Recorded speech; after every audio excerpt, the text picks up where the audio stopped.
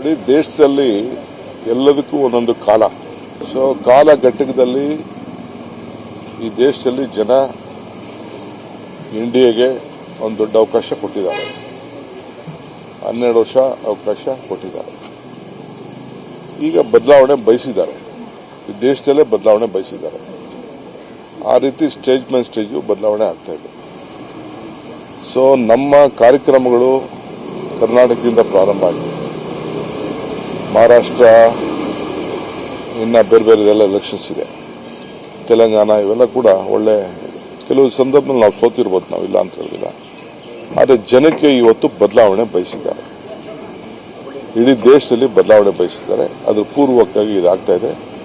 ನಾನು ದೇಶದ ಎಲ್ಲ ಮತದಾರರಿಗೆ ಈ ಸಂದರ್ಭದಲ್ಲಿ ಅಭಿನಯಿಸ್ತೇವೆ.